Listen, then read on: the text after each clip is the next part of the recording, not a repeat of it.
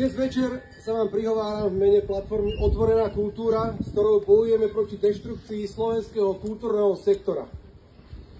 Neporovnateľne brutálnejšiu deštrukciu kultúry však zažíva Ukrajina.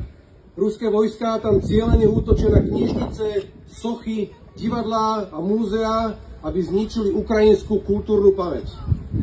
Putinovi nejde iba o územie.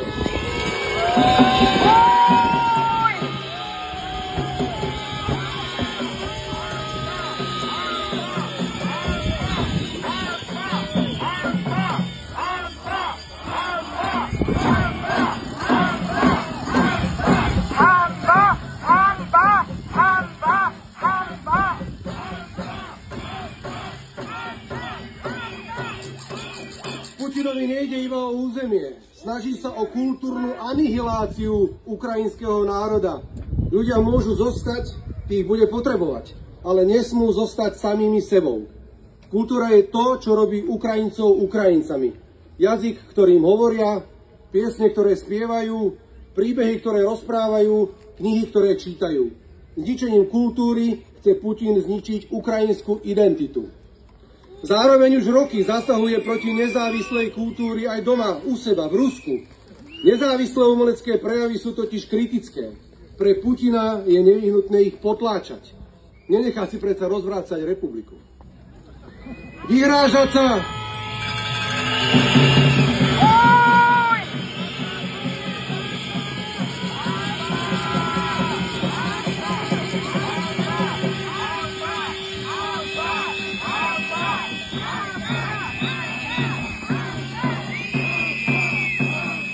Vyhrážať sa umeleckej obci a zastrašovať ju vôbec nie je originálna slovenská myšlienka, ako vidíme.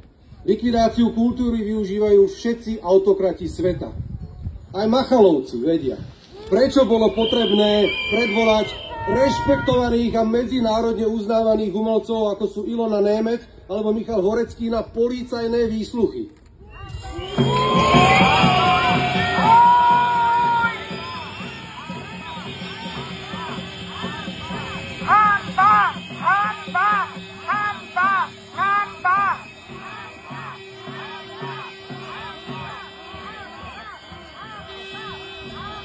Martina Šimkovičová a Lukáš Machala veľmi dobre vedia, že festivalu Drama Queer nemajú dať na realizáciu ani cent. Vedia, že vo výberových konaniach na posty riaditeľov SND a SNG musia vyhrať vopred určené figurky. Tiež si predsa nenechajú rozvracať republiku.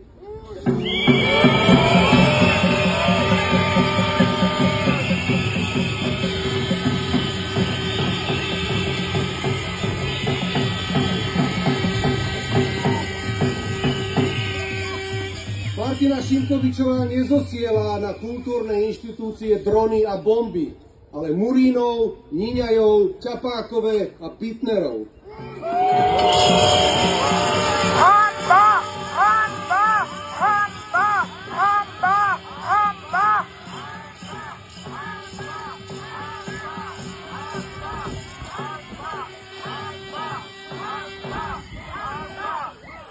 Ich nominanti majú však rovnakú funkciu rozbiť všetko, čo nesie autentické kultúrne hodnoty a inštalovať namiesto nich prázdny konšpiračno-nacionalistický gíč.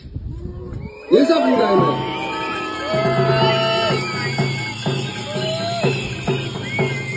Nezabúdajme, že súčasťou boja o moc, ktorá je autokratom vlastná, je bezbrehá túžba po bohatstve. Artefakty v múzeách a v galériách sú fantastický investičný kapitál. Ruská armáda plieni ukrajinské mestá. Z Mariupola ukradli viac než 2000 exponátov. Z Melitopoli ukradli zlatú helmu.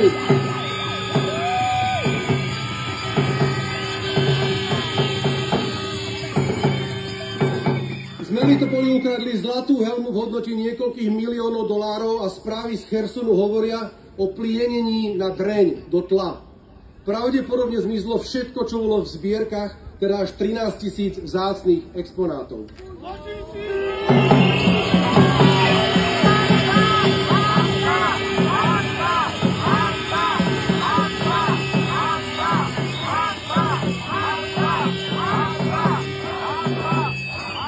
pozor, aj tu je paralela. Aj na Slovensku totiž máme vzácne zbierkové predmety. A čo s nimi robí táto vláda? Lukáš Machala pripravil zmenu siete múzeí a galérií a všetky depozitáre sa majú zlúčiť do jedného. Pýtame sa na čo? Nie je cieľom vyvolať chaotické zmeny, pri ktorých sa vzácne exponáty jednoducho vytratia? Riaditelia SNG, dosadení Martinou Šimkovou, si do depozitáru Národnej galérie vodia neznáme návštevy. Pýtame sa, čo tam s nimi asi robia.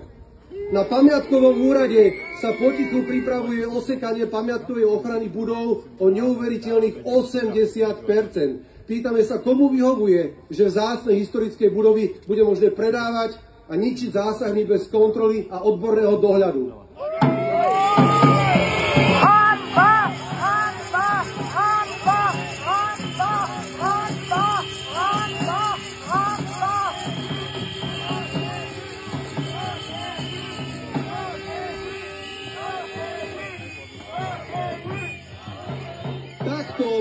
Takto sa rozvracia republika, takto sa rozvracia naša kultúrna identita. Apelujeme na širokú verejnosť, buďme bdelí a nedovolme im ovládnuť kultúru ako svoje léno. Požadujeme, aby riešili skutočné problémy našej kultúry. Ľudia v rezorte pracujú za hrozné platy. V roku 2023 zarábali vysokoškolsky vzdelané osoby v kultúre priemerne o 535 eur menej ako v iných sektoroch. To samozrejme nezabránilo Lukášovi Machalovi, aby si na konci roka vyplatil jednorázovú odmenu vo výške 22 000 eur.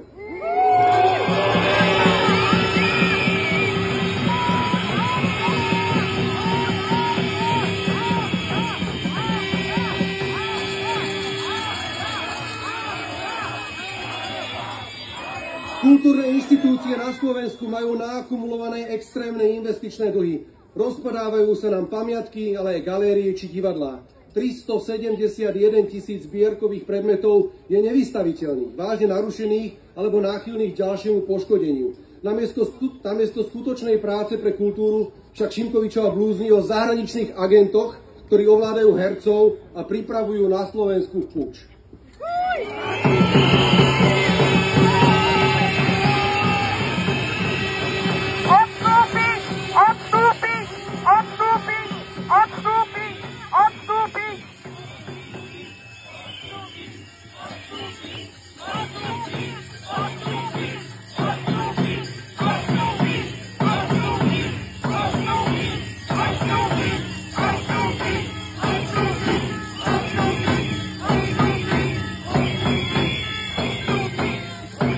Platforma Otvorená kultúra spolu so 4 000 ľudí v kultúrnom štrajku trvá na svojich požiadavkách. Martina Šimkovičová a Lukáš Machala musia bezpodmienečne okamžite odstúpiť.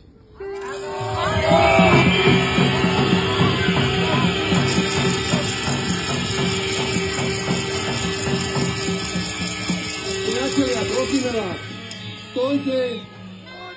stojte s nami pri obrane slovenskej slobodnej kultúry, kultúrneho dedičstva a našej identity.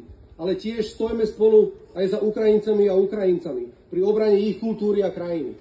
Buďme spolu, sme s vami, buďte s nami.